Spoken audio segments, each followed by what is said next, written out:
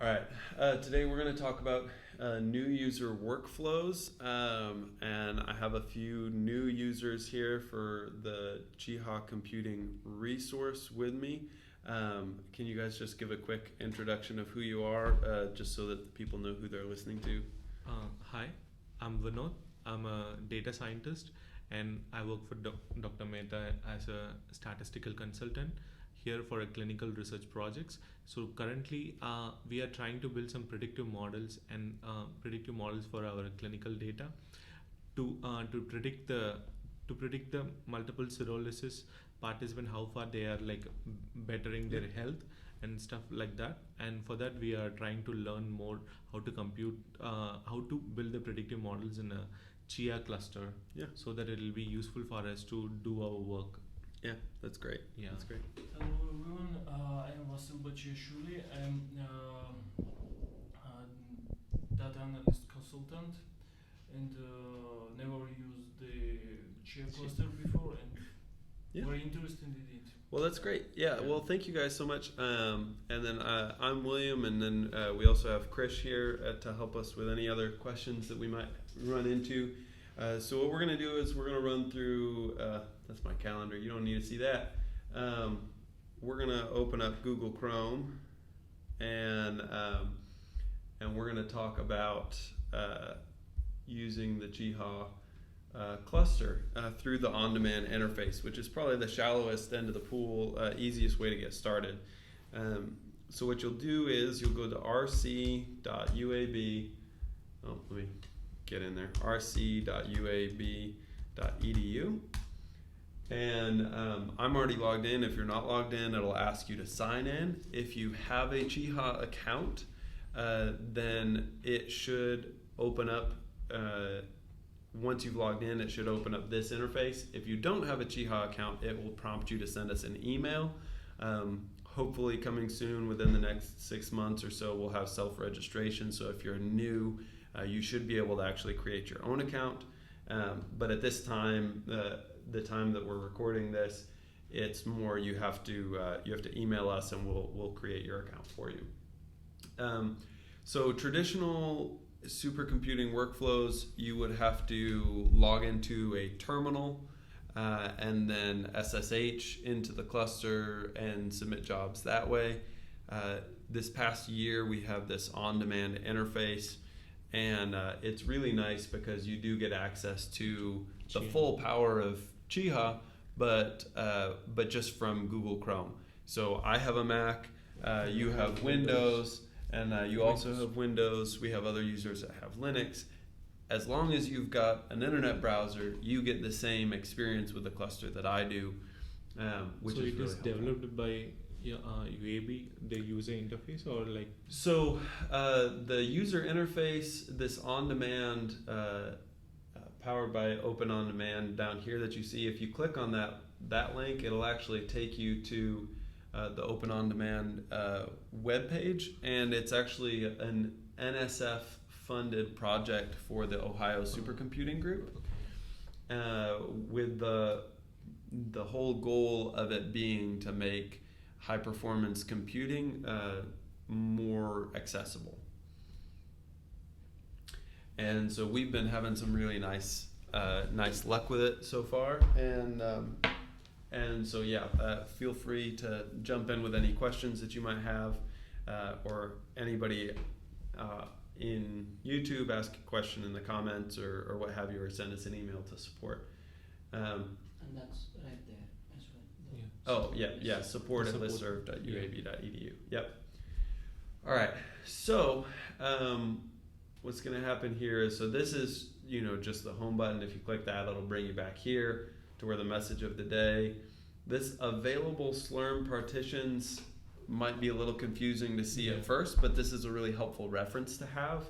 Whenever you ask compute resources, you have to tell us basically how big of a computer you want and how long you want it for. Okay. How big generally comes in the phrase of how many CPUs and how many gigabytes of RAM per CPU, and how long you want it for comes with kind of two variables. One is partition and one is the runtime that you need. The So- scheduler uses. Oh, go ahead. Yeah. So the number of hours, as the expression it says is number of hours. What is the expression in short? What does that mean?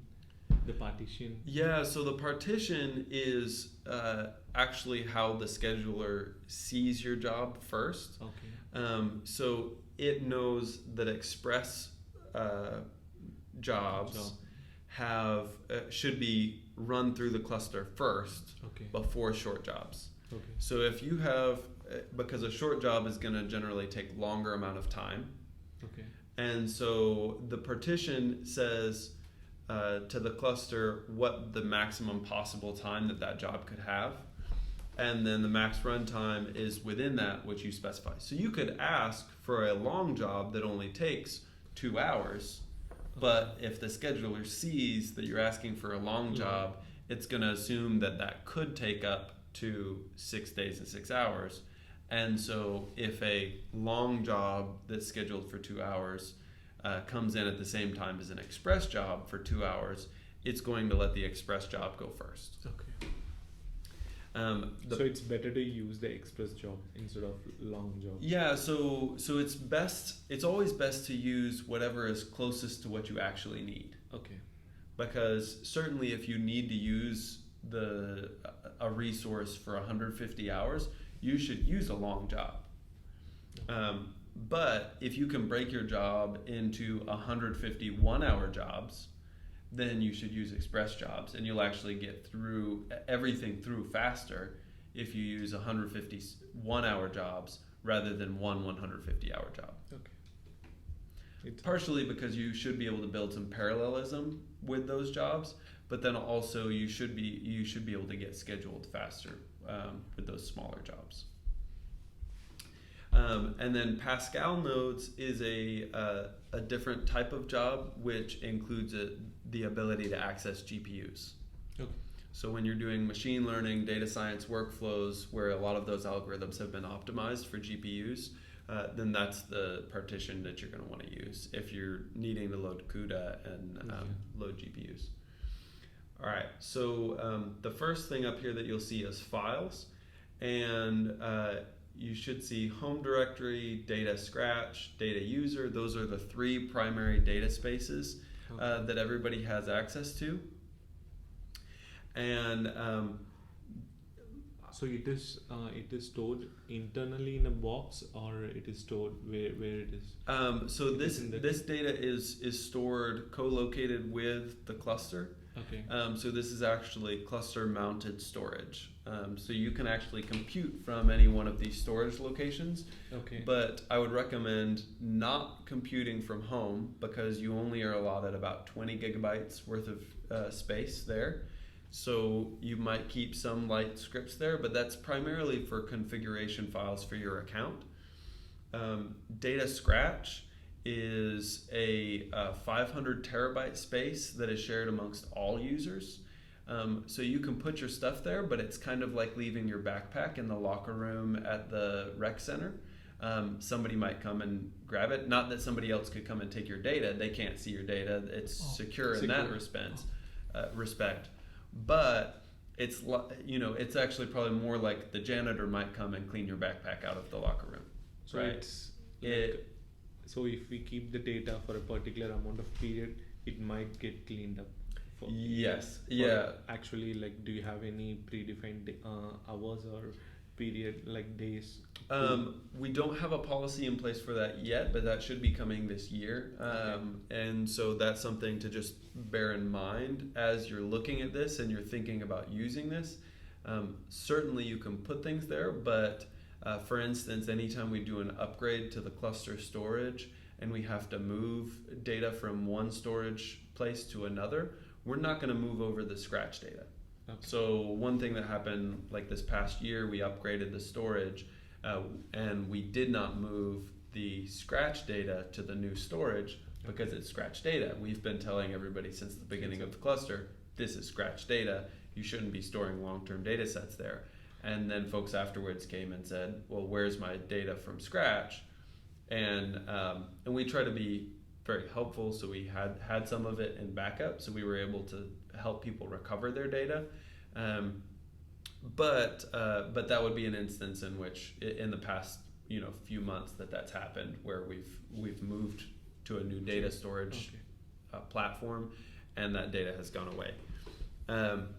Data user is 5 terabytes of space that's dedicated to your profile, and so that's where you're going to want to keep everything generally. So home directory is it's kind of like your wallet. You can't fit your shoes in your wallet. You can't put your bike in your wallet. Data scratch is kind of like the community locker room at the rec center. It might get cleaned out. Data user is your closet. You can put stuff there. Nobody else, nobody is going to come clean that out. You're responsible for cleaning out your own closet. So it stores it does not clean up. So we have to do some actions to clean the data inside the data users folder. Yeah, and ideally you would also do, if you ran a process that needed to use the data scratch, you would also clean up your data there as well, just to be a good user, just like in the locker room. You would, if you used a bunch of towels or something, like you would pick up the towels and put them away, right? Okay.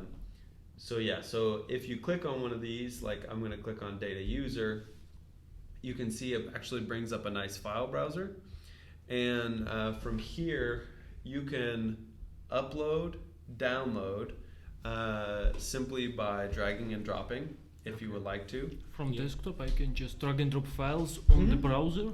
Yeah. From my own desktop. Yeah, from your own desktop. Okay. Yeah. So I will look up. Let me end this. So if I open up a Finder window here, and I don't know what this is. It's an electrocardiogram image. If I drag and drop this over here onto here, you can see it have a little blip up here, and then if I scroll down, that image is right here. Great. So I didn't find any. I need to find a.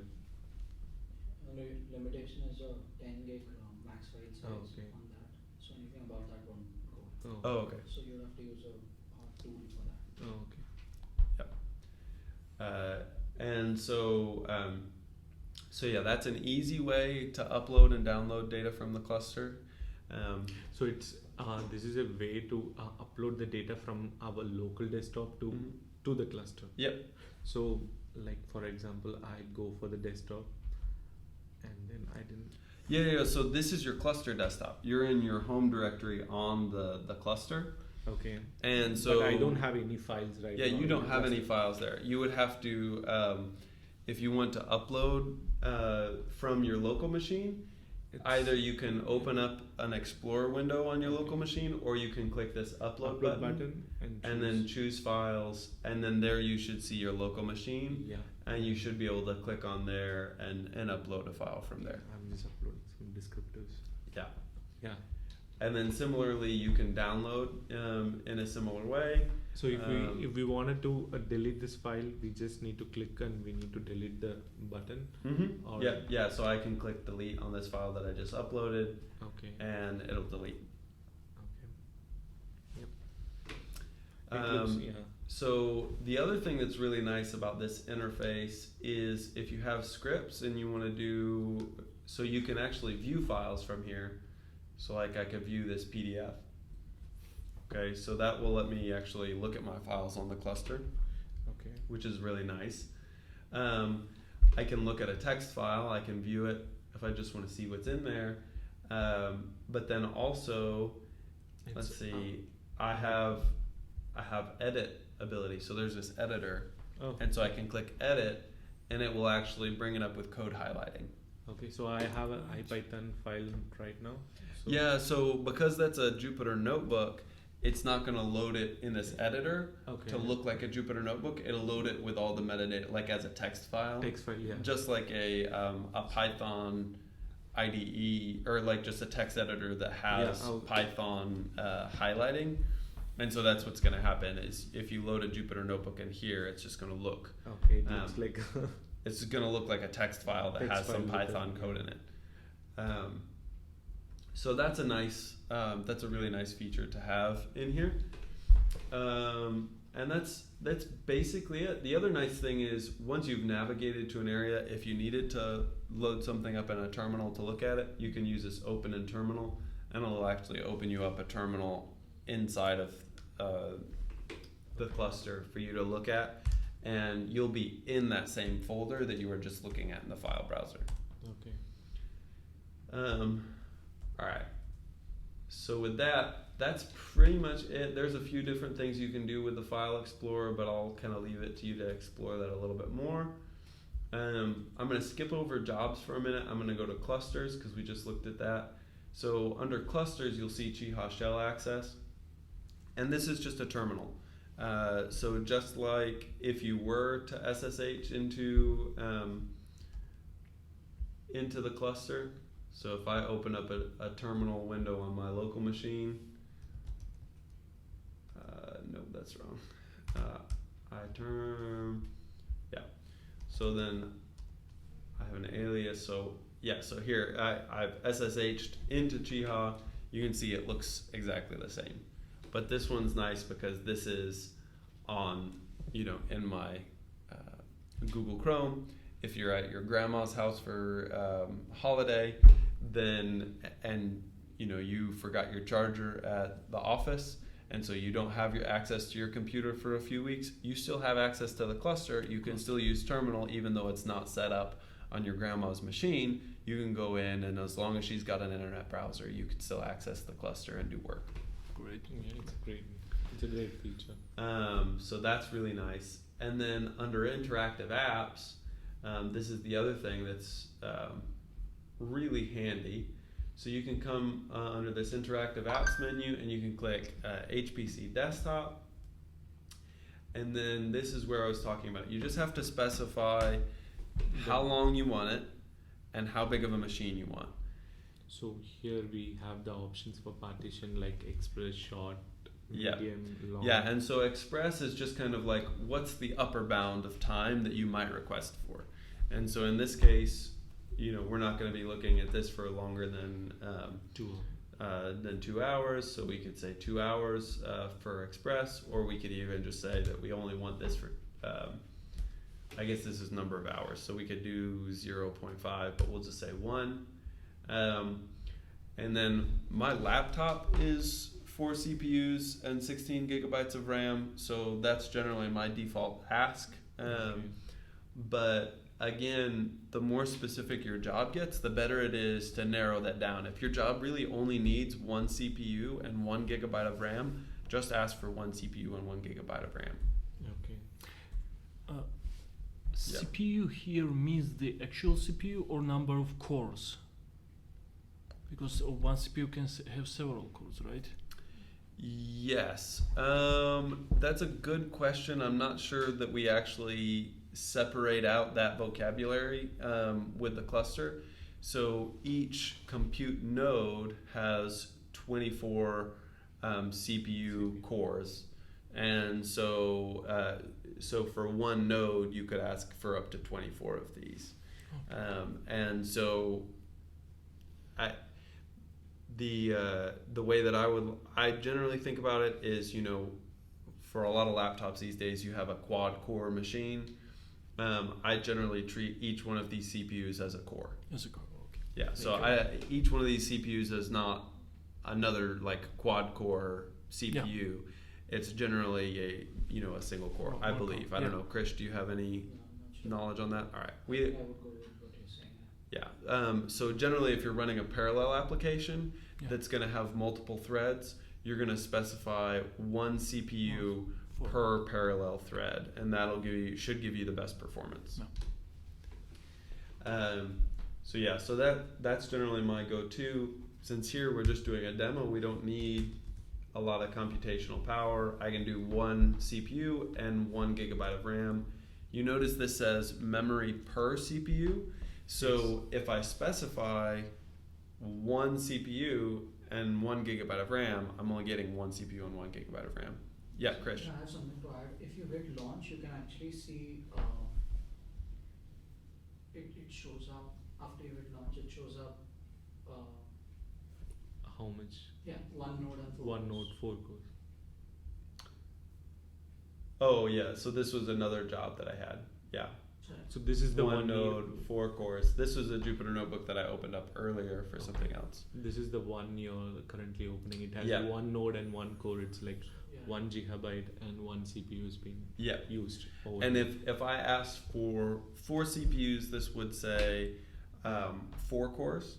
Okay. And if I asked for 4 CPUs with 1 gigabyte of RAM per CPU, then what it would show is 4 cores, and I would have 4 gigabytes of RAM because I asked for 4 CPUs and 1 gigabyte of RAM per CPU. Because this is set up to kind of accommodate parallel workflows, so if you know how much each parallel process is going to take, then that's how it works. Yeah. I actually request for two CPU and 2 nodes. So here it displays just Well, one so node. you asked for 2 CPUs Yeah. and 2 gigabytes of RAM Yeah. per CPU. So you get 4 gigabytes of RAM, and here 1 node means it's on 1 physical piece of hardware, Okay. and you're using 2 CPUs on that 1 physical piece of hardware. If you saw 2 nodes, that would be like our 2 laptops were wired okay. together Okay. and working together for to solve some problem. Okay.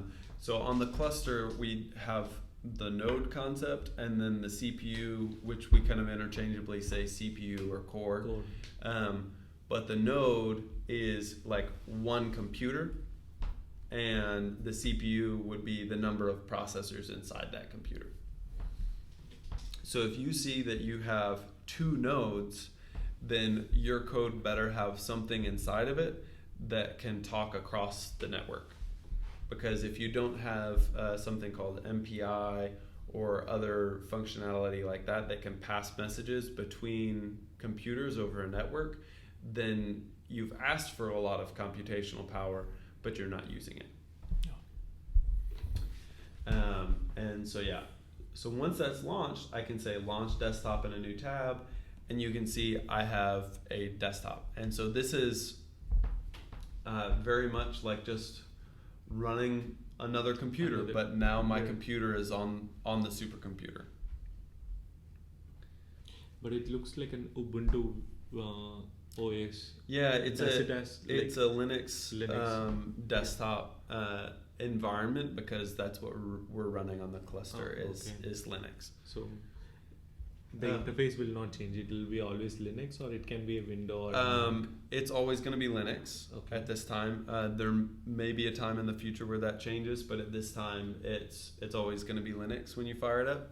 because a lot of users they don't like the Linux interface much. Yeah. So that's why I asked this question. No, and it's a good question, and that's why we have the other interactive apps to try to help users avoid having to interact with the Linux OS if they don't like to do that. You notice if you bring up a terminal here, the prompt looks different than when we were on the other terminal. So when we just open up the terminal on the cluster from this cluster's Chiha shell access, you notice it says my Blazor ID and then login 001. But inside of this HPC desktop, we've actually scheduled resources. And so now when I open up a terminal, it says C0059. So that's the physical compute node that my job is running on and that this desktop is showing. So this is really nice, because if you're running processes, it's much safer in general to go ahead and schedule yourself an HPC desktop to work inside of, because your terminals will be persistent. If you close your laptop, those terminals will still exist inside of that desktop on Chiha, even though your laptop's closed. Whereas if you're just using the shell access through the browser, if you close your laptop and it goes to sleep, you've killed that browser connection, and so it's not working anymore. The other thing is this ensures that you're on a compute node, which is really, really handy. So a scheduler in an HPC system is a little bit like when you go to a restaurant and you walk in and you talk to the host or hostess and you say, I'd like a table for 4 people. And then they delegate to some waiter to take you to a table to serve you food. Now, if you walked in and you talk to the login node or the host or the hostess and said, okay, bring me a cheeseburger, if they start serving you, then suddenly the whole restaurant stops working. And so that's what can happen on the cluster if you're running your processes on the login node. Then it can actually bring the whole supercomputer to a halt because it's the delegation machine or the login node is suddenly just trying to serve compute power when that's not really its job. Its job is to delegate that computational resources to other compute nodes on the cluster. So I do have another question. So the 33.80 GB is the files you have, like the space you already used in the home space. Mm-hmm. So, and the user space you already used 9060.45 GB of. Yep. It's already been used. So we get the details how much we have left, how much memory power is being left in the current GB. Yep. Yeah. And so if you're really close to filling up your space, okay, then it'll start to change colors. Oh, okay. So right now it's green. If you get within like 80% of your quota, it'll turn yellow, I think. And then if you're within 98% of your quota, it'll turn red. So is there this is the limit for all the users, or like they do have a different when the time goes? It changes? So all of the users have these limits. My home directory is a slightly different size because I have a really old account on the cluster compared to a lot of folks. And so mine has like a 50 gigabyte space. Yeah, I see the difference is like 21 gigabyte space in my home cluster. Yeah, and so most users, if you sign up for a cluster account today, you'll get a 20 gigabyte space in your home directory. Okay. The data space, even though it says that it's 10 terabytes here, it's 5 terabytes, but we're replicating that data just in case of a major accident. It's not a data backup, it is a data replication. So if you delete a file, so earlier when we were walking through and we added a file and we deleted it, after we added that file, it was in both data locations. As soon as we deleted that file, it was gone from both data locations. So it's not a data backup where if you mess up your own directory, it will still be there in both locations. It's in case there's a fire in the data center, we want to make sure everybody doesn't lose their stuff. So it's more for protection of the whole cluster. You still have to be very responsible with how you're handling your own data. But from here, you can kind of load any application that's on the cluster and work with it. We also, go ahead. From here, if I wanted to open a Jupyter notebook, like how do I do that? From this terminal, I just give Jupyter notebook, or it's already embedded? Well, so from here, if you wanted to load a Jupyter notebook, you'd have to go module. Load Anaconda 3. So Anaconda is already available inside the Linux system, or? Yeah, and so what you can do is you can say module spider Anaconda, and that will search and tell you all of the Anaconda modules that are available. Okay, module spider. Okay. And so you would load the Anaconda module. Once the Anaconda module is loaded, then you can load your Anaconda environment that you're interested in, and once your Anaconda environment's loaded, then you should, I believe we have Jupyter installed in the different Anaconda versions, so you can start your Jupyter notebook from there. Now, that being said, most of the time you're going to want to just use the interactive app for the Jupyter notebooks. Yeah. So you can see here, these are the different versions of Anaconda that we have. The latest version is? Yeah, so the latest version is 5.3.1. Yeah, but we have like 4. Yeah, so we have all the way back to 4.2. But it's Anaconda 2? Yeah. But does it support Python 2 or? Yeah, I mean, Anaconda will allow you to do create, both? create environments for Python 2 and 3. And Python 3 separately. So that's not a problem. Okay. So yeah, you can certainly load Anaconda here, load your virtual environment, and start a Jupyter notebook from inside of here, and that's fine. That's one way to do it. So another way to do it is to come back here to the interactive apps, and you can hit Jupyter notebook here, and then you just make sure that you have whatever version of Anaconda you have been using to create your environments. You just keep with the same one. Because it is easy though. The UI is easy, but whenever if we don't have an UI, we have wanted to work in our own system to build a cluster. Mm-hmm. It will be an easy way for this, like terminals, because a lot of them, when we are in UAB, we get access to the UAB research computing, but what happened to the people outside or left UAB? They don't get access, right? Yeah, and so there can be collaborator accounts. So if you have somebody that you're working with outside of UAB, you can send in a support ticket, and we can walk you through how to create a collaborator account with them, so that they can also use the UAB interface.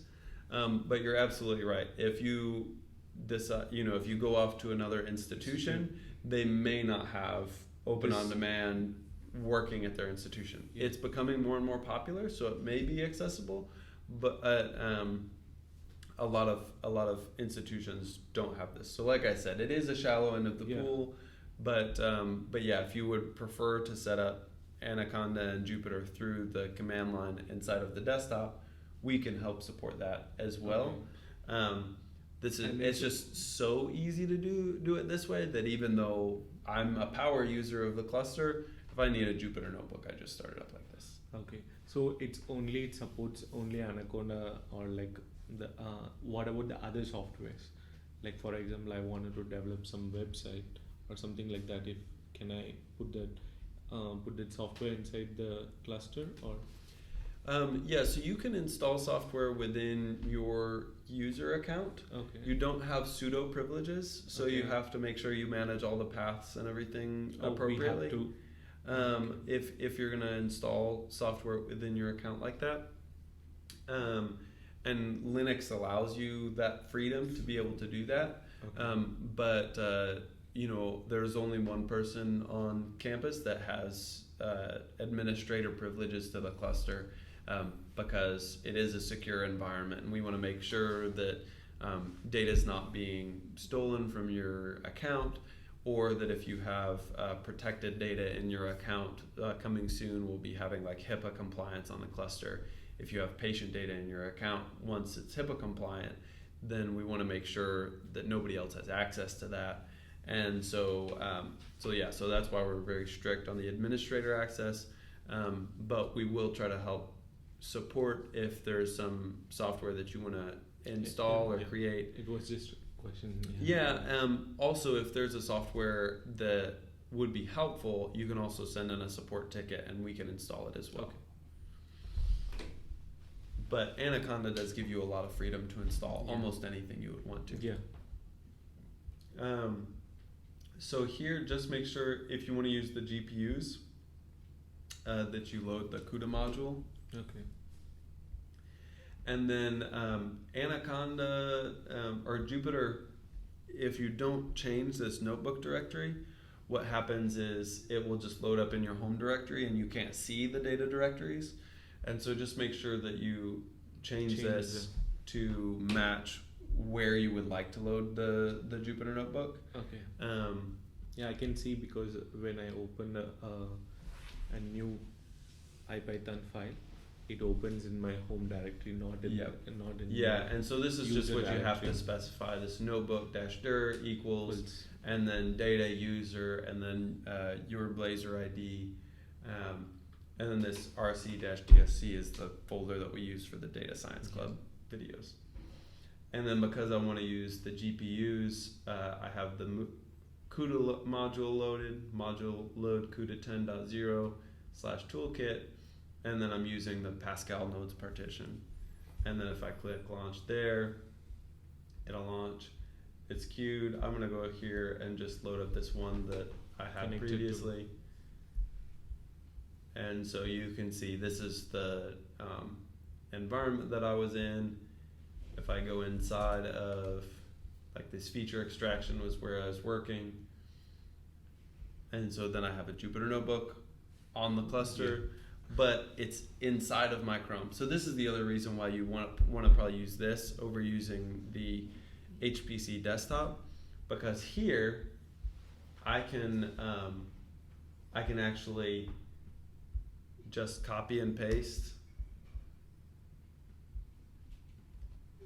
directly from the web browser. But inside the HPC Desktop, you can still do it, but you have to do just like one extra little step. There's this little pop-out menu over here, and so you can click there, and there's a little clipboard, and you have to paste stuff in there, and then you can come in here and right-click and paste a little bit. And so it still works, but it's just like one extra little step. Still very handy. How can I copy from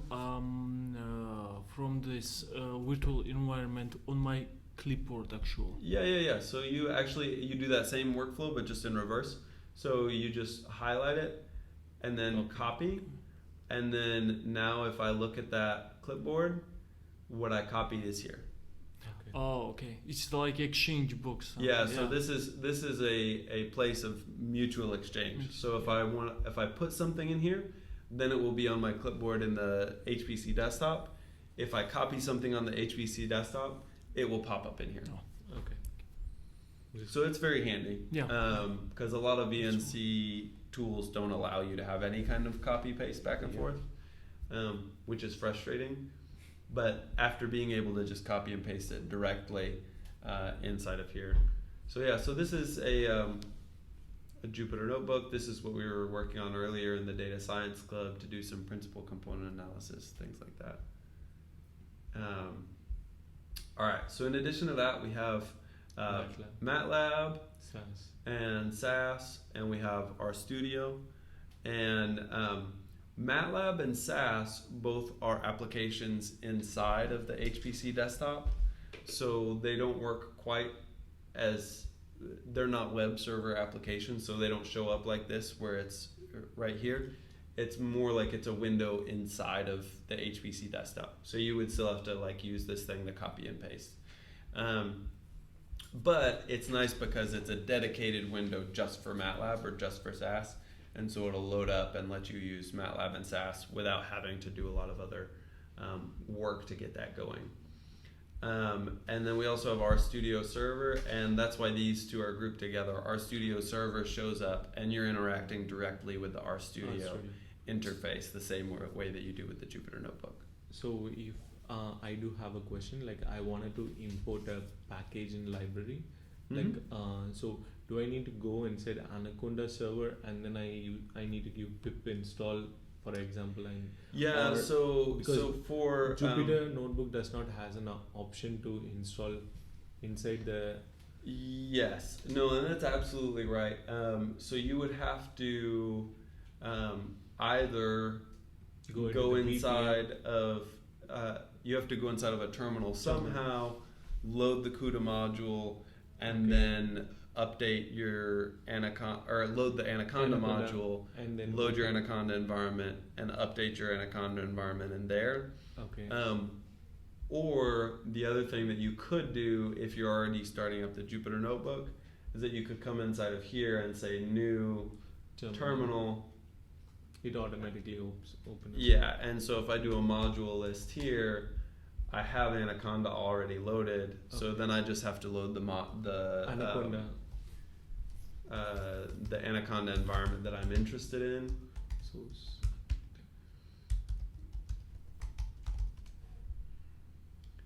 So once I load that, then I can do pip install, whatever. Okay. And it's so better to going inside, instead of going inside the VPN, it's better to go inside the Jupyter Notebook terminal and then load this. Yeah, and then you just have to restart your kernel. Yeah. Yeah, and this is kind of more inside one space. Yeah. This is useful. And what about R package? How do you install? It's the same way? So R packages are actually our package we automatically do long. It's install. it's inside of So our the- studio. Our studio. Yeah. And so it works the way that you would expect our studio to work. But I do have a question where the package goes and save. For example, if we install the package inside the R Studio, we see some folders it's been created for the packages inside the home directory. So where it goes and saves when we are currently installing inside the. So it defaults to your home directory. Okay. And you could specify the lib path because Okay. I'm working with the user. Yeah. So a lot of times what happens is users install packages on a shared space, Okay. like in a project space. So Yeah. I don't know if you're a part of a project or if you're using it as individual users. But if you're a part of a project space and all the packages are installed in one space and then some user installs some other version of that package that conflicts, Yeah. so it's better that they install it in their own path. They know. So, Okay. yeah, so you could specify a lib path and And, whatever okay. you have. Sure. Yeah, and so Because people get confused if we are like collaborating with multiple people working on the same project, and we are using a new version, another guy is using a different version. So at that time we like get jammed. yeah, We can't use that package. yeah, anymore. and so that's why it's really important to set, and that's a good point. If you set your lib paths, then that takes care of that issue. Yeah. Because you can specify, rather than your home directory, you can specify, hey, okay, I'm going to start working on this project. For this project, I'm going to use this version of R, and I'm going to use this particular one. Then you can specify that. And so, like, I have a specific one, and actually, we had one of these Data Science Club videos where we had to wrestle with the lib paths because I started up our studio in a newer version than I had ever used before, so all of my libraries were conflicting, and so then I had to go in and create another lib path here, and so once I do that, once I load that lib path for this particular version of R, then now all of my libraries are installed there, and it works nicer there. So it gives you a little bit of the flexibility of an Anaconda environment and R, which of course you could use Anaconda environments and use R in Jupyter notebooks. Yeah. But you can't use Anaconda environments inside of this R Studio because this is inside of a container, and so it can't. R Studio is inside the Anaconda environment, or No. So it's actually inside of a Singularity container, which Okay. is an HPC version of Docker containers. Okay. And so it actually cannot see certain parts of the file system Okay. because just of a trick of the way that our studio runs, it's trying to write files to the temp directory. And if you and I were both working on our studio on the same machine, then they would conflict. And so by running it inside of a container, we can bind a temporary path to that temp directory space, and so then your and my R Studio jobs will never conflict. Yeah. So, but even so, you have a separate UI for like R Studio in the website. So, but in Anaconda itself, we can pull the R Studio information, right? Like there is R Studio is available in Anaconda itself. Yes. Yeah. Similarly to What Jupyter. So you could go through the HPC Desktop and create your own R Studio inside Anaconda. yeah. Because I saw a lot of UI with Anaconda has the R Studio, so that's why I had this question. Yeah. Instead of having a separate in the. Yeah, it's certainly possible to do it that way. Yeah. So yeah, that's all the interactive apps, and then coming back to jobs. So once you're running jobs, you can actually see them here, and so you can see these are the jobs that I'm running right now. If you're just interested, you can click all jobs and see that there's a lot of stuff running on the cluster currently. And then if you come back. It's all job in the sense it's like the users in all over UAB, or it's like this is all the users all over UAB.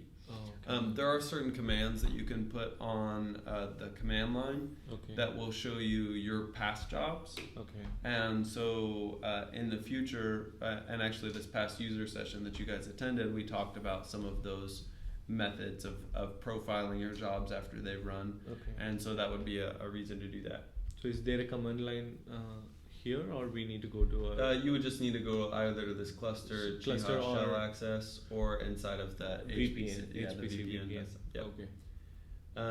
And so then if you go to this job composer, this is the last thing, and they're going to be updating this with Open OnDemand version 2. So I won't dwell super amount on it, but it's a helpful collaboration tool for folks that don't know how to run jobs. So if you're comfortable with jobs, then you can write jobs and then share them, and folks just have to copy and paste them. Okay. So if you look at our first Data Science Club video where we're creating an Anaconda environment, we actually don't require anybody go to the command line at all for that, because you can actually come in and give them a job that will do a git clone and then create an Anaconda environment inside of a job. Okay. And so that's one of the nice things about the job composer, is it allows that collaboration with folks that aren't comfortable with jobs. If you're comfortable with writing your own job scripts and things like that, then there are aspects of this interface which are a little bit cumbersome, but it is a nice tool to have access to. And then of course writing the job scripts, we have some documentation for which we can share, or maybe we'll sit down another time and talk through doing that. But all of those things that we've been specifying in terms of how big the job is, what the partition is, how long it should run for, you can specify all that in the job script, and then just run your program kind of in the command line. So it's And the advantage of that is you don't have to watch that job, whereas like a Jupyter Notebook you have to watch. Here you can just like run a Python script in the background, and if you don't care when it runs and it just runs, then you can make that working. And this is running a job would be the way that you would want to run like distributed computing. Like if you were doing distributed machine learning or something like that, you would get it set up as a job rather than as an interactive session, because that'll be more robust for your distributed computation. With that, I think we've kind of hit all the highlights of the Open OnDemand interface. Do you guys have any other questions today, or is that enough to kind of get you started? So what I'm interested, when we open this VSC session, Yeah. so which distributor of Linux is there? It is CentOS 7. Right. CentOS. So can we use the CentOS commands in order to install the packages of CentOS inside from shell? Generally not, because that's going to require that you have administrator Root access. privileges. And yeah, well, we don't provide root access. Yeah. But if there's a software that you need, it may already be on the cluster. And if it's not, feel free to send in a support ticket. A lot of things like text editors and whatnot are already on there. Yeah, Krish. It's 7.7. Yeah, so it's CentOS 7.7. Okay. Yeah. Any other questions? No, All right. thank you very much. Awesome. Thank you Well, very thank you guys for coming. Thanks for Thank letting you. us record us having this conversation so that it will help out other people. So, Thank you so yeah. much for inviting us. Yeah.